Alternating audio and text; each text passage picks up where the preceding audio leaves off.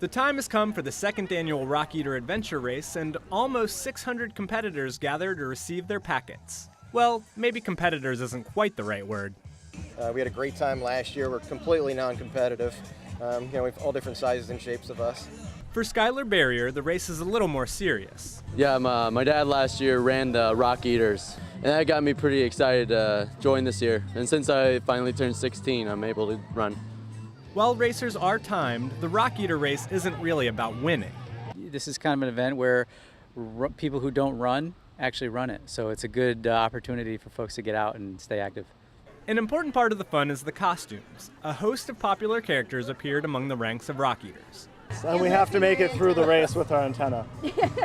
For many of the runners, this is their second time around, and they're wishing for a few course changes. I'm hoping they have more mud, less water. The designers modified the course for the second year. One of the additions is a new starting line that adds a quarter mile to the total length of the course.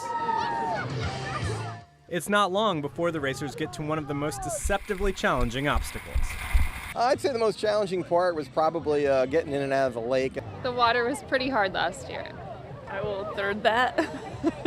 The lake run and the barricade jump were holdovers from the first year, but the car crawl was replaced with something a little more palatable. The race takes place in 5 waves, so by mid-afternoon there are competitors at many points along the course. Deep in the woods, runners find a few surprises. My favorite obstacle, I think, was the one where we had to crawl through the huge tunnel that had the water. It was like a nice refresher. That was good. I'd say jumping on the giant spools, wooden spools for the wire. That was pretty cool and scary too. The course is extremely challenging, and motivation can flag along the way. The SUNY Plattsburgh ROTC was on hand to provide encouragement throughout the race. The coup de grace of the course is the mud pit. But before we get to that, let's take another look at what the Cat in the Hat wished for.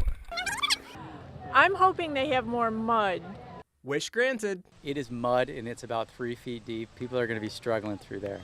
It's a struggle for fairies and hunchbacks alike, but there's a sense of elation for everyone who completes the course.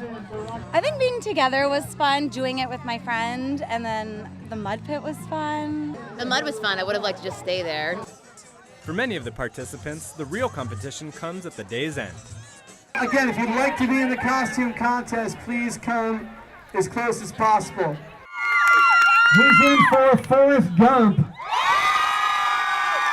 Congratulations, everyone, the 2012 Rockeater Costume Contest winner. Climbing over walls, jumping over fire, burrowing your way through mud, the Rockeater Adventure Race is every bit as much fun as advertised. I'm Descott Parker for Borderless North.